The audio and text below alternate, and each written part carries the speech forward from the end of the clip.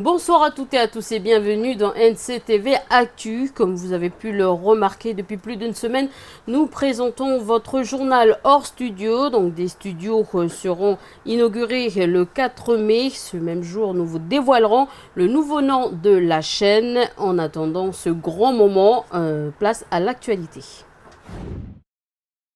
Nous ouvrons ce journal avec cet avis de forte pluie. Selon Météo France, la moitié nord du pays et des îles Loyauté sont en vigilance jaune cette nuit. Le temps serait nuageux demain matin et demain après-midi.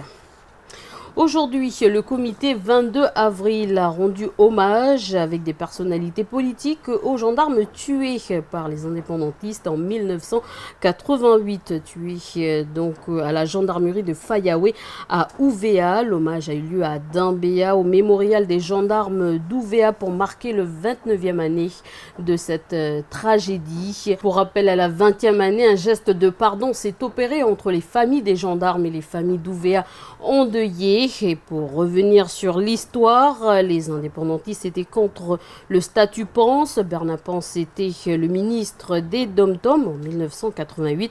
L'attaque a eu lieu 2 jours avant les présidentielles. A suivi la mort des 19 durant l'assaut de la grotte d'Ouvéa et des militaires. Écoutons le président du comité du 22 avril, Jean-Marie Dassoul. Au fil des ans, donc, je suis allé vers les familles des 19 également.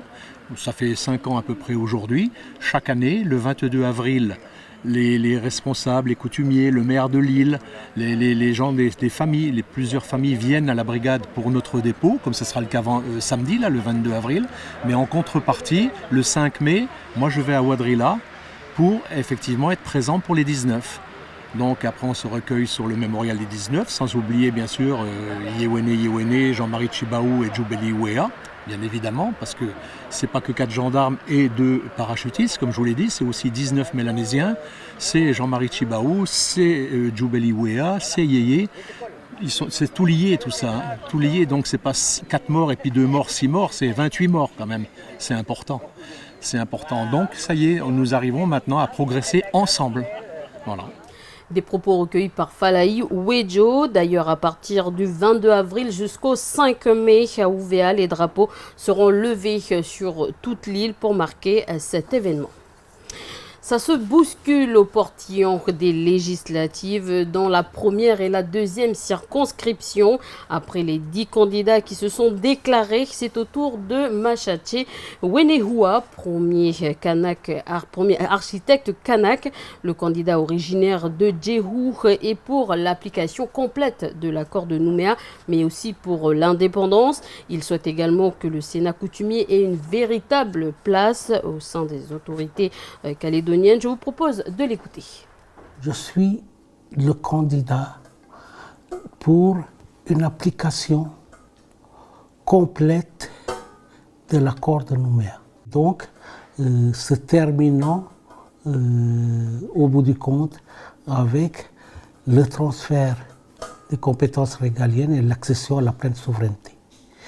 Je voudrais que cet accord soit pleinement appliqué, puisque depuis son application en 1998, eh bien, il y a eu beaucoup de dérives.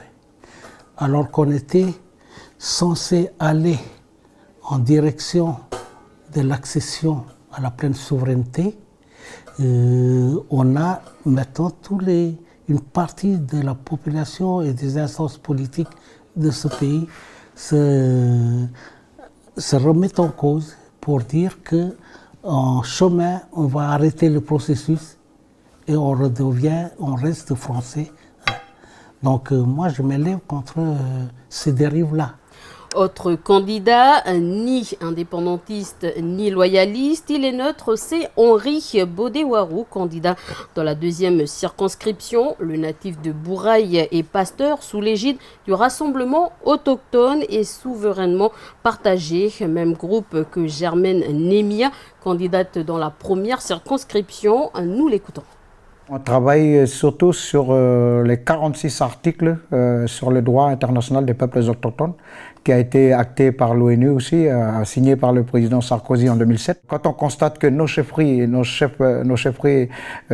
sont pas prises en compte dans les accords, ils n'ont pas encore retrouvé leur pouvoir qu'ils ont perdu au moment de la prise de possession du pays. Quand on constate aussi que nos ressources minières ils sont vendus à des prix exorbitants et que l'autochtone lui-même ne bénéficie pas du retombée économique. Quand on voit aussi que nos lagons sont pillés sans qu'il y ait une maîtrise totale de l'armée pour pouvoir justement sanctionner ces pêcheurs, les blue boats. Pourquoi ne pas maintenant se tourner vers le droit international qui équipe, qui permet à l'autochtone, comme les 500 millions d'autochtones dans le monde, de pouvoir eux-mêmes s'organiser. Des propos recueillis par Duke Menango.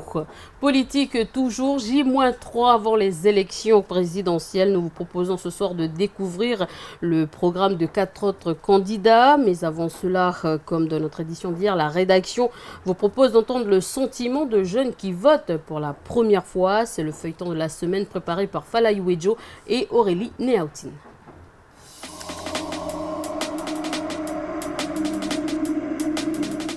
Pour qui votes-tu? Cette année, c'est la première fois que je vote pour les présidentielles en plus. Donc, j'ai décidé de voter pour M. Hamon. Je fais ce choix car c'est le seul a priori qui a des projets pour l'outre-mer. Donc, alors ça se fait tout seul. Alors, je pense voter pour François Fillon parce que, je sais pas, il m'a l'air enthousiaste. Et il me plaît plus que d'autres candidats, en fait. Cela représente quoi pour toi, le fait de voter? Déjà, c'est une chance de voter. Comme c'est un pays dans un pays où nous pouvons voter pour changer les choses. Ça fait partie du droit de citoyen. Donc, c'est une grande chance pour nous. Donc, autant en profiter. Le fait de voter, pour moi, c'est donner son avis. Que représente pour toi le président de la République? Président de la République, ça représente c'est celui qui ne représente pas auprès de tous les autres États, auprès des Nations Unies, qui fait en sorte que le pays fonctionne, lui et ses ministres. Donc, c'est important. Je pense que ça change. Rien qu'on soit, c'est vrai qu'on est dans un pays éloigné de la France, mais le président, c'est celui qui représente les valeurs du pays, de la République. Donc, il faut qu'il soit en accord avec ses valeurs. Donc, il nous faut un président qui respecte ses valeurs et qui pense de telle sorte à faire bouger les choses. Et pour moi, François Fillon, il est censé représenter le pays en bien. Et faire évoluer la France.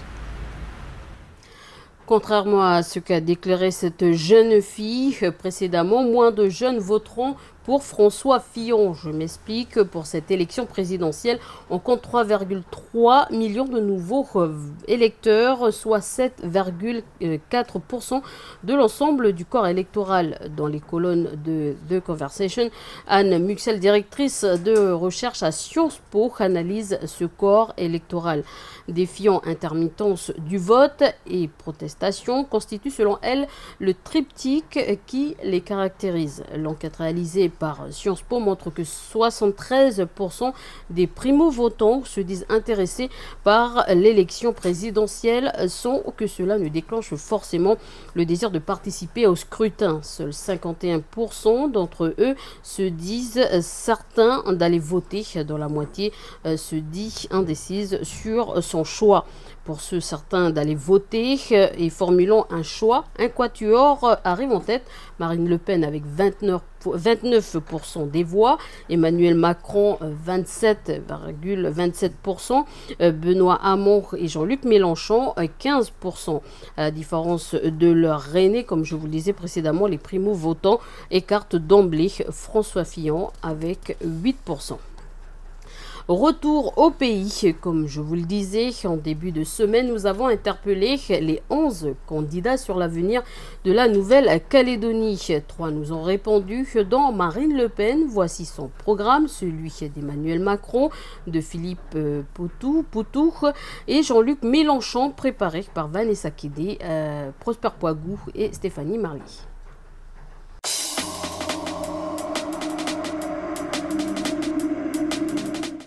Marine Le Pen est la candidate du parti Front National. Elle souhaite que les Calédoniens choisissent le maintien de la Nouvelle-Calédonie dans la France. L'accord de Nouméa doit être, selon elle, respecté et appliqué dans toutes ses dispositions et jusqu'à son terme. Elle dit, je cite, « Si à l'occasion des scrutins d'autodétermination qu'il prévoit, les Calédoniens décident de demeurer dans la France comme je l'espère, il faudra leur proposer un statut constitutionnel nouveau. » Concernant la stratégie économique pour le développement de l'outre-mer en général, son projet a 3 objectifs. Construire une économie solide offrant de vraies perspectives de pouvoir vivre et travailler localement sans être obligé d'envisager le départ vers la métropole ou même l'expatriation. Instaurer une interface locale avec les grandes économies régionales destinée à permettre à la France d'élargir ses potentialités de développement dans le monde entier. Enfin, faire de la France et notamment de l'outre-mer le pôle de référence mondial pour l'économie de la mer.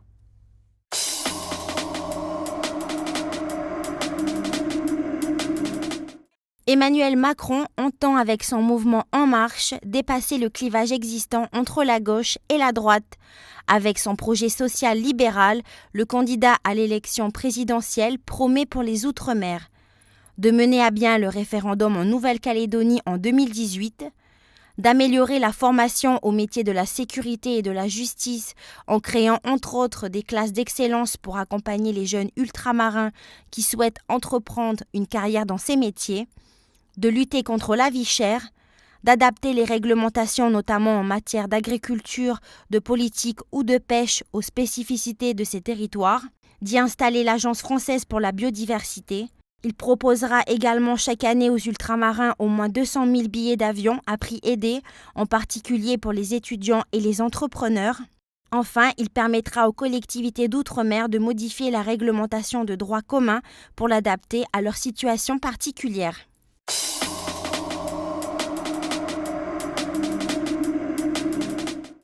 Jean-Luc Mélenchon, candidat de la France insoumise à l'élection présidentielle, promet pour les Outre-mer d'assurer la tenue du référendum d'autodétermination prévu en Nouvelle-Calédonie en 2018, de libérer les Outre-mer des monopoles privés, d'y développer une agriculture écologique et paysanne et des filières de transformation agroalimentaire locales, de soutenir l'enseignement des langues et des cultures d'Outre-mer pour ceux qui en font la demande, de faire des Outre-mer des pôles régionaux de co-développement, notamment grâce au transfert de technologies auprès de pays voisins, de supprimer les exemptions fiscales bénéficiant aux ultramarins riches.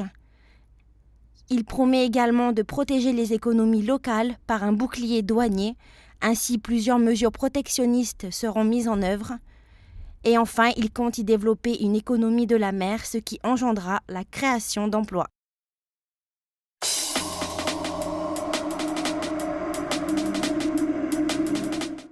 Philippe Poutou est le candidat du nouveau parti anticapitaliste.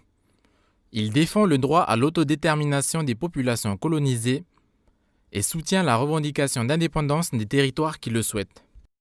Il exige notamment le retrait de toutes les troupes et installations militaires françaises présentes en Outre-mer. À part ces 2 déclarations, l'Outre-mer est absente du programme du candidat. Pourtant, dans son programme métropolitain, quelques propositions pourraient trouver un écho favorable dans les collectivités et territoires d'outre-mer. En voici quelques-uns. Le service de l'eau doit devenir un service public et les premiers mètres cubes d'eau indispensables doivent être gratuits. Atteindre 100% d'énergie renouvelable en 2050. Blocage des loyers qui ne doivent pas excéder 20% du revenu. Défendre un départ à la retraite à 60 ans à taux plein et même avant jusqu'à 55 ans pour les métiers pénibles. politique encore pour refermer cette édition. Notre émission La Case Politique avec en invité Charles Ouachitine est reportée au 30 avril. Le porte-parole du PALICA et vice-président de la province des Îles évoquera donc l'inscription sur la liste électorale spéciale, le référendum, la stratégie minière, le développement du tourisme. Donc si vous voulez lui poser encore des questions, rendez-vous sur notre page Facebook. C'est la fin de cette édition. Merci de nous avoir suivis. Je vous retrouve demain.